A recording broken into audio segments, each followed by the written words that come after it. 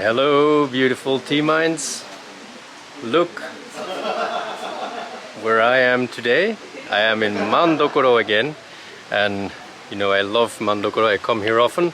I have some very interesting projects going on, but today I'm here for a very special reason, and I will tell you more about it in a minute.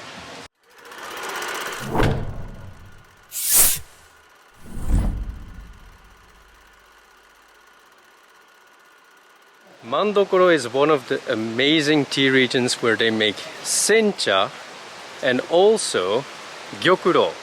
This is one of the tea gardens of Sato Kenji-san, and this is where he makes gyokuro. In a previous video I have taken you under the covers when there were straw covers over this tea garden, and we visited it together with Yamagata Ren-san. And now, since this year, we've taken a new step in the direction of trying to revive an ancient way of making tea in this region. And this time we are making matcha. In Mandokoro, in the past, it is believed that Mandokoro produced tencha, matcha really, but nowadays only sencha and gyokuro are still being produced, and there's only one facility here in the entire village that is set up to produce sencha. But now that we've started to try to make matcha, we have gone through various ways, and we've looked for a tencha factory, a supplier who could process the raw leaf into tencha leaf, and then we've had to look for a different supplier also who could help us with grinding the tea into matcha powder. And as of today, we have had the first opportunity to taste this delicious matcha from Mandokoro. We hosted in the house here of Sato Kenji-san, of whom we used the tea garden, and who actually also took care of the delicious tender leaf in the tea garden that became this beautiful and delicious matcha. And we invited all the people from the entire village to enjoy and get a first taste of this very special and new tea. We had no idea what to expect, and we thought, well, first of all, the matcha in the tea trees that we used for matcha are of the Zaidai native type, and it is said that it's very difficult to make a consistent good tea leaf from it, and then also to be able to make a matcha that is of a beautiful color.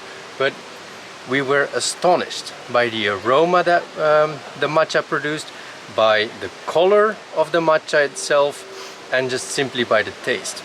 I have to say, I tried making a koicha out of it, a thick tea, and for koicha you can only use the most premium matcha. And the matcha from Mandokoro that we tasted, although it was our first trial, this tea, it cuts the bill for koicha. It is that premium and high quality, and it's an amazing tea that we found to be very full-bodied, but not as rich and deep in umami as you would have with other high-grade matchas from, for example, Kyoto. But it's very refreshing, light, comes into the mouth, leaves a long lasting aftertaste, and then just penetrates into all the cells of the body, and it's just such an amazing and relaxing effect that this matcha has. And very soon we will be offering a limited amount of this matcha on the tea crane as well. The amount of leaf that was produced, I think we had around 60 kilo harvest, which produced 13 kilo of rough aracha tencha, and from that we are now making a batch available of 5 kilos of tencha.